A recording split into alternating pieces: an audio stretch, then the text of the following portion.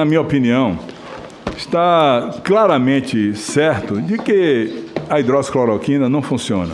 Até porque a senhora deve saber, por exemplo, qual é a diferença entre um protozoário e um vírus. A senhora sabe? Qual é a diferença, doutora? Doutora Anísia, eu estou perguntando à senhora. A senhora sabe qual é a diferença entre um protozoário e um vírus? Pode dizer? Vou responder todas as suas perguntas. A senhora sabe dizer o que é a diferença entre um protozoário e um vírus? Presidente. Por favor, estou lhe perguntando. Agora está na hora de ele perguntar. Pela hora de o quê? Estou perguntando, Ele está perguntando à doutora Anísia para ela responder se ela sabe a diferença entre um protozoário e um vírus. Eu só estou perguntando, diga do ponto de vista científico o que é um protozoário e o que é um vírus. Qual é a composição de um e de outro? A senhora sabe? Então, vamos começar pela discussão que o senhor colocou. Não, primeiro a senhora vai me responder agora o que é um protozoário e um vírus, por favor. Exatamente. Nós temos aqui uma... Sim, a senhora defina do ponto de vista orgânico do que é um protozoário e um vírus. Por favor. A senhora é médica formada, você elogiou tanto o currículo da senhora. Me diga, por favor, o que é um protozoário e o que é um vírus, diferença entre um e outro, só isso. Os protozoários são organismos celulares e os vírus são organismos que têm um conteúdo de DNA ou RNA. No caso do Covid, não, senhora, nós temos não, senhora, um caso... Não, senhora, tenha paciência. Sim, não é assim, não é bem assim, não é bem assim, não. Não é bem assim, não. O que eu quero dizer para o senhor... Não é bem assim, não. Não é bem assim, não. A senhora não é infectologista, se transformou de uma hora para outra, como muitos no Brasil se transformaram em infectologistas, e não é assim. Os protozoários são organismos mono- ou unicelulares. E os vírus são organismos que têm uma proteção proteica, capsídeo e internamente o ácido nucleico. Completamente diferente do que a senhora falou aí. A senhora não soube explicar o que é o vírus. Vírus não são nem considerados seres vivos. Portanto, uma medicação para protozoário nunca cabe para vírus. Por exemplo, doutora, quando surgiu o H1N1, a gripe H1N1, a ciência foi atrás de um medicamento antiprotozoário ou antiviral? Me diga, responda. Não, foi um antiviral? Antiviral. Pois bem, não foi antiprotozoário. A ciência agora está buscando para o coronavírus. Aliás, a senhora sabe a que família, a que grupo pertence o Covid-19? A coronaviride. Hein? Ele é um coronavírus. Mas a que grupo? Ele pertence a... A senhora não sabe, infelizmente. A senhora não sabe nada de infectologia. Nem estudou, doutora. A senhora foi aleatória mesmo, superficial.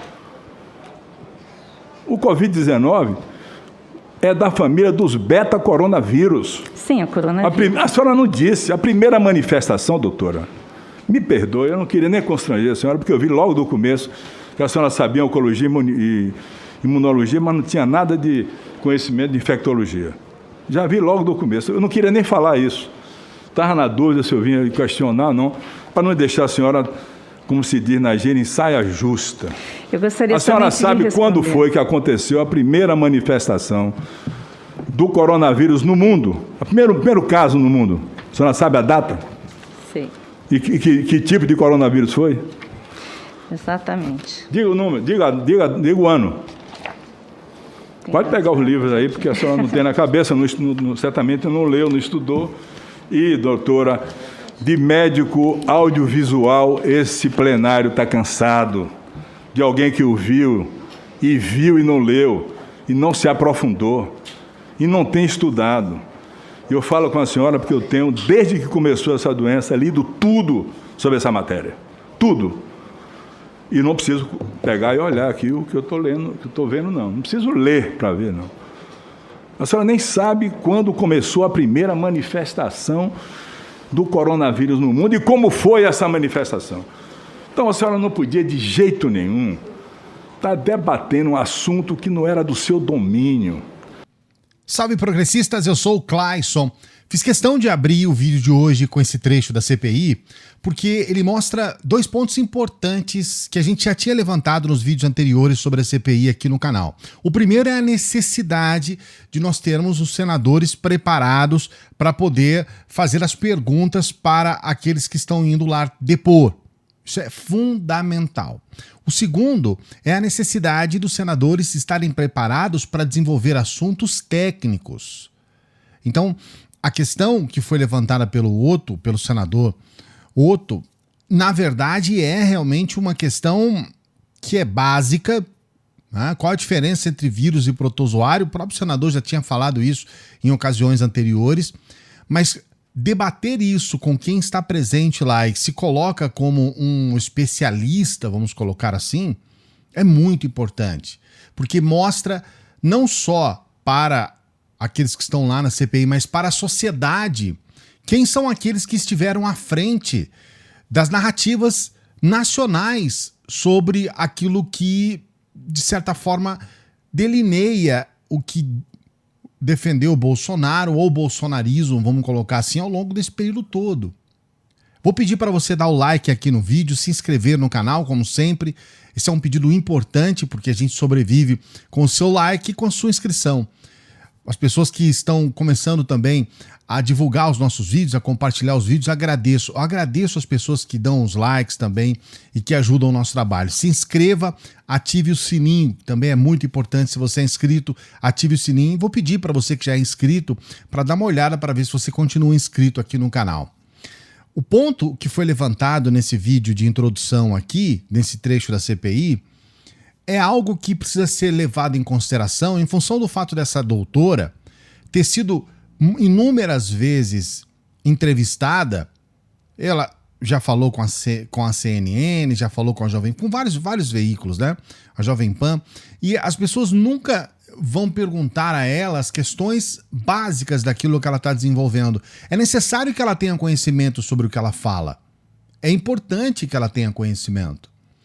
E é importante que ela saiba com propriedade todos os detalhes dessa problemática gigantesca que é esse assunto de pandemia e, como ela colocou hoje, a questão do tratamento precoce. Daqui a pouquinho eu vou trazer aqui um outro trecho da CPI para você entender a gravidade do que nós estamos vivendo aqui no país. Mas o ponto que eu quero deixar nesse vídeo de hoje, e aqui eu considero o ponto principal, é o fato de haver uma narrativa de que o Bolsonaro, e o próprio Fábio Van Garten falou a respeito disso, de que o Bolsonaro está mal assessorado. Eu estou vendo muito isso. Muitas pessoas estão dizendo, as pessoas que se aproximaram do Bolsonaro são pessoas que não têm muito conhecimento, então assessoraram mal ao Bolsonaro. Isso é um erro gigantesco.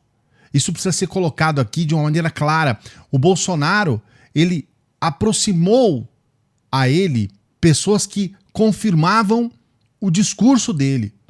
Então não é uma questão, ele foi influenciado. Não. Ele buscou pessoas que pudessem dar sustentação ao discurso dele. E é isso que aconteceu. A gente viu hoje nesse caso da Copa América. Um sujeito que aprova uma competição que vai trazer centenas de pessoas para o país de toda a região, de regiões onde nós temos graves problemas com relação ao Covid. Essas pessoas vão vir ao país quando nós deveríamos fechar as fronteiras. O Brasil precisa fechar as fronteiras. Nós estamos na iminência de uma terceira onda que pode ser ainda muito pior do que a segunda, sendo que a segunda já foi um desastre gigantesco.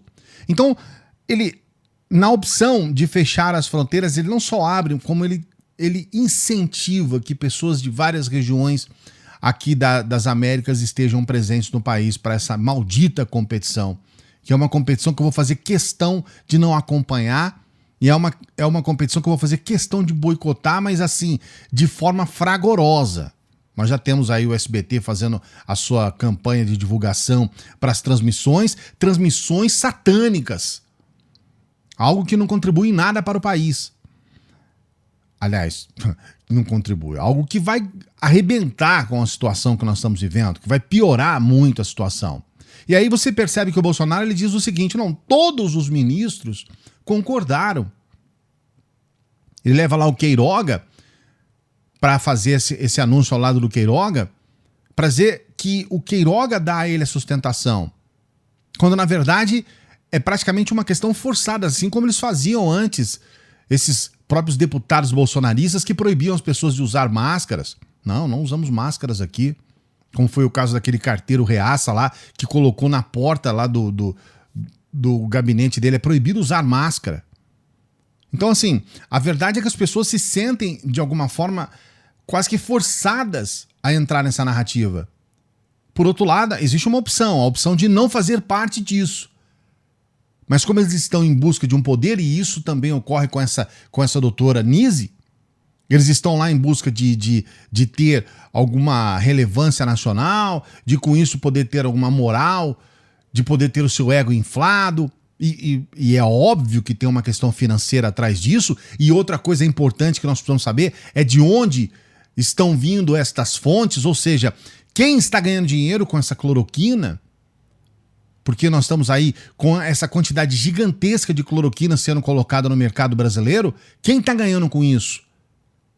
Quem realmente está vendendo insumos? A gente viu aí insumos sendo vendidos para que o próprio exército pudesse fabricar cloroquina aí para 70 anos, para 100 anos de estoque de cloroquina. Quem está ganhando dinheiro com isso? Alguém está ganhando dinheiro com isso. Porque agora a gente precisa colocar em evidência duas questões aqui. A primeira não é...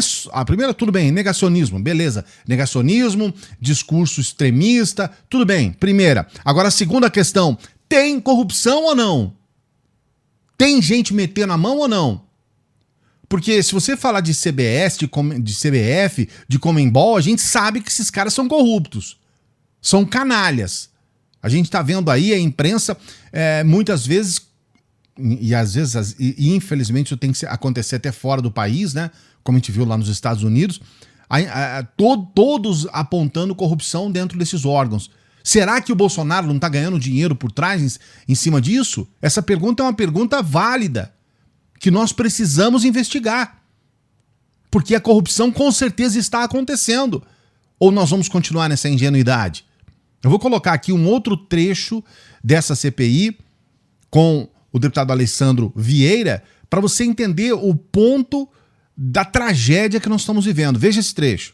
Pergunto a Vossa Senhoria, qual é a motivação para uma cientista, uma médica como a senhora, manter uma opinião que fazia sentido em abril de 2020, hoje, já em junho de 2021? Os estudos que a senhora traz e apresenta, eu estou vendo uma pilha de papel, me lembra a sua antecessora, a doutora Mária Pinheiro, que gosta também de material impresso. Pilhas de papel não substituem as publicações. Alguma dessas publicações impressas está publicada numa revista, num estudo desta qualidade referida? Sem dúvida, senhor senador. Pois não, a senhora pode indicar? Que eu disponibilizo aqui os estudos, a Henry Ford Foundation, né, que fez o estudo da hidroxicloroquina. Nós temos também diversos estudos com relação à doutora, a senhora pode indicar a publicação científica? Sim.